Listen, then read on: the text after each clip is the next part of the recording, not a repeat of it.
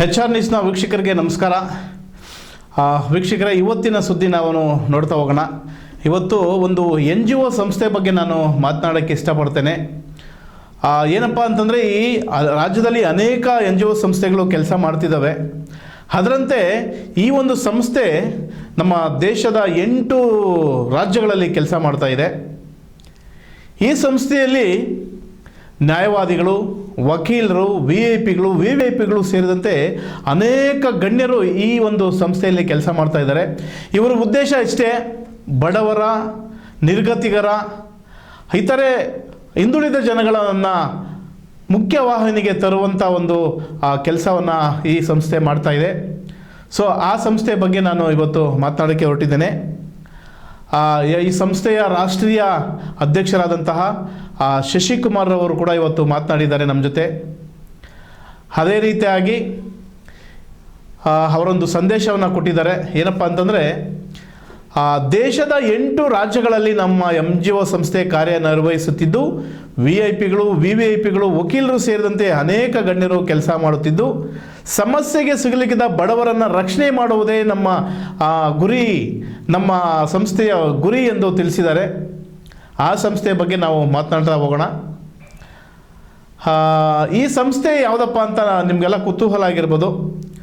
ಏನು, ಕಳೆದ 2016-17ರಿಂದ ಈ ಸಂಸ್ಥೆ ದೇಶದ ವಿವಿಧ ಭಾಗಗಳಲ್ಲಿ ಮುಖ್ಯವಾಗಿ ಕೆಲಸ ಮಾಡ್ತಾ ಇದೆ. ಆ ಸಂಸ್ಥೆ ಹೆಸರೇನಪ್ಪ ಅಂತಂದರೆ ಭವಾನಿಪುರ್ ಬಾಬಾ ಬದ್ರುದ್ದೀನ್ ಶಾ NGO ಸಂಸ್ಥೆ. ಈ ಸಂಸ್ಥೆಯ ರಾಷ್ಟ್ರೀಯ ಅಧ್ಯಕ್ಷರಾಗಿ ನಮ್ಮ ಶಶಿಕುಮಾರ್ ವೈಕ್ಯರ್ ಅವರು ಕಾರ್ಯನಿರ್ವಹಿಸ್ತಾ ಇದ್ದಾರೆ. ಅವರು ಒಂದು ಮಹತ್ತರ ಕಾರ್ಯವನ್ನು ಕೂಡ ಮಾಡಿದ್ದಾರೆ. ಇವತ್ತು ಹೊಸಕೋಟೆಯಲ್ಲಿ ಏನಪ್ಪ ಅಂತಂದರೆ, ಡಯಾಬಿಟಿಸ್ ಸಕ್ಕರೆ ಕಾಯಿಲೆಯಿಂದ ಬಳಲುತ್ತಿದ್ದಂಥ ಒಂದು ಮಹಿಳೆಗೆ 50,000 ರೂಗಳ ಚೆಕ್ಕನ್ನು ನೀಡಿ, ಧನ ಸಹಾಯವನ್ನು ನೀಡಿ ಅವರ ಕಷ್ಟಕ್ಕೆ ಸ್ಪಂದಿಸಿದ್ದಾರೆ. ಸೊ ಆ ವಿಚಾರವಾಗಿ ಇವತ್ತು ಹೊಸಕೋಟೆ ನಗರದಲ್ಲಿ ಇರ್ತಕ್ಕಂಥ ಒಂದು ಆಸ್ಪತ್ರೆ, ಏನು ಗ್ಯಾಂಗ್ರೀನ್ ಆಸ್ಪತ್ರೆ ಅಂತ ಕರೀತಾರೆ, ಆ ಆಸ್ಪತ್ರೆಗೆ ತೆರಳಿ, ಇದಕ್ಕೂ ಮುಂಚೆ ಆಸ್ಪತ್ರೆಗೆ ತೆರಳಿದರು. ಆ ಆಸ್ಪತ್ರೆಗೆ ತೆರಳಿ ಅಲ್ಲಿರ್ತಕ್ಕಂಥ ಒಂದು ಸಿಚುವೇಶನ್ ಏನು, ಅಲ್ಲಿ ರೋಗಿಗಳು ಪಡಬಾರ್ದು ಕಷ್ಟವನ್ನು ಪಡ್ತಾ ಇದ್ದಾರೆ, ಯಾರು ಬಡವರಿದ್ದಾರೆ, ಯಾರು ಶ್ರೀಮಂತರಿದ್ದಾರೆ, ಅಲ್ಲಿ ಏನೇನು ಕಷ್ಟ ಅನುಭವಿಸ್ತಾ ಇದ್ದಾರೆ ಅಂತ ಒಂದು ಸಾರಿ ಭೇಟಿ ಕೊಟ್ಟು ನೋಡ್ಕೊಂಬರ್ತಾರೆ.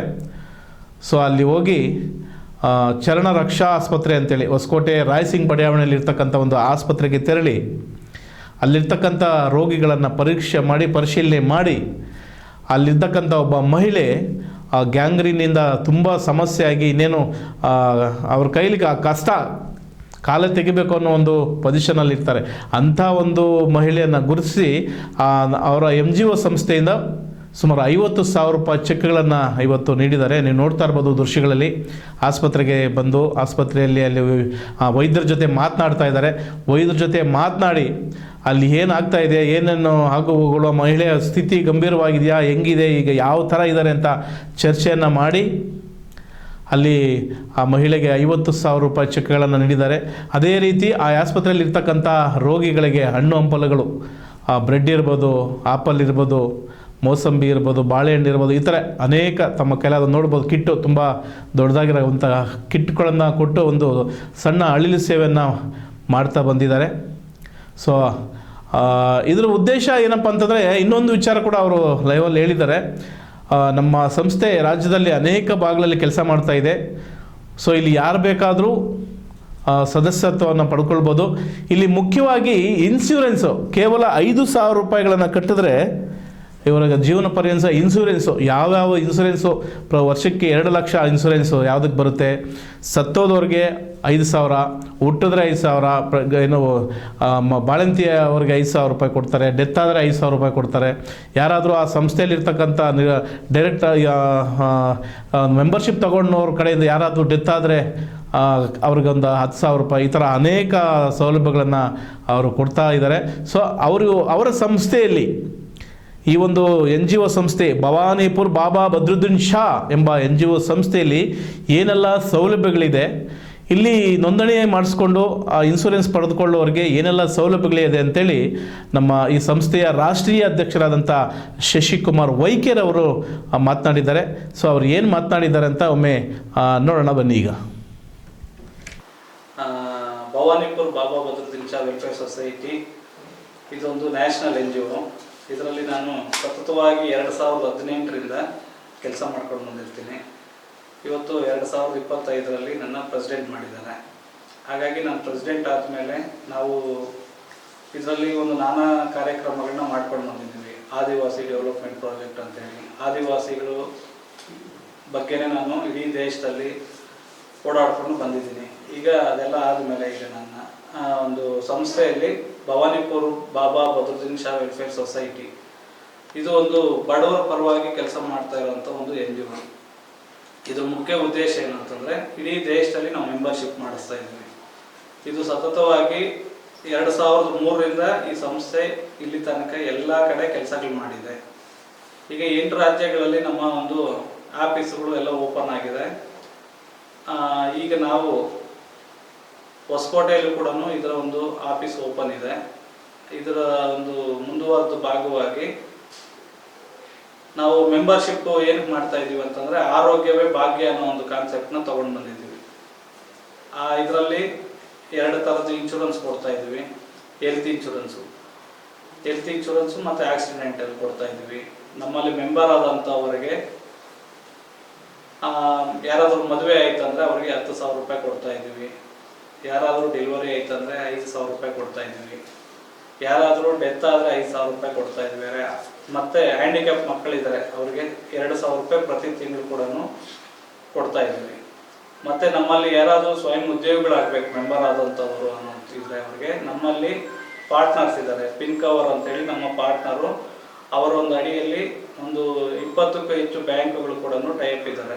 ಆ ಬ್ಯಾಂಕ್ ಮುಖಾಂತರ ನಾವು 25,000 ರೂಪಾಯಿಂದ 5 ಲಕ್ಷ ರೂಪಾಯಿ ತನಕನೂ ಲೋನ್ ಕೊಡಿಸ್ತೀವಿ. ಅವರಿಗೆ ಯಾವ ಥರ ಲೋನ್ ಅಂತಂದರೆ ಸ್ವಯಂ ಉದ್ಯೋಗಿಗಳಾಗಬೇಕು ಅನ್ನೋ ಕಾನ್ಸೆಪ್ಟಲ್ಲಿ ಮಾಡ್ತಾ ಇದ್ವಿ.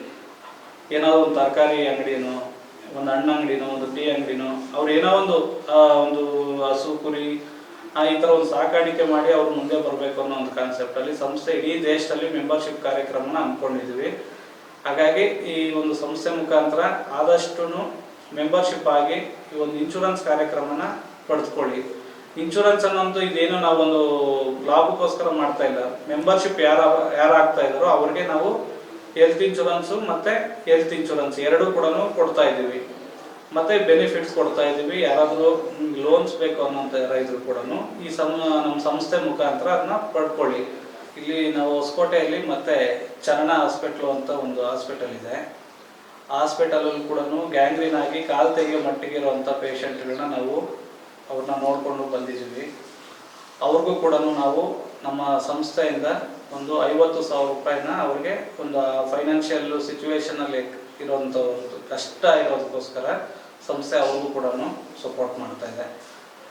ಹಾಗಾಗಿ ಈ ಥರ ಎಷ್ಟೋ ಜನ ಪೇಷಂಟ್ಗಳು ಯಾರು ಇರ್ತಾರೋ ಅವ್ರಿಗೆಲ್ಲನೂ ಸಂಸ್ಥೆ ಅವ್ರಿಗೆ ಸಪೋರ್ಟ್ ಮಾಡ್ತದೆ. ಯಾರು ಬಡವರಾಗಿರ್ತಾರೋ ಅಂಥವ್ರಿಗೆ ಯಾರೇ ಆಗಿರ್ಬೋದು ಆ ಸಂಸ್ಥೆ ಕಡೆಯಿಂದ ಆ ಒಂದು ಕೂಡ ತಗೊಳ್ಬೋದು.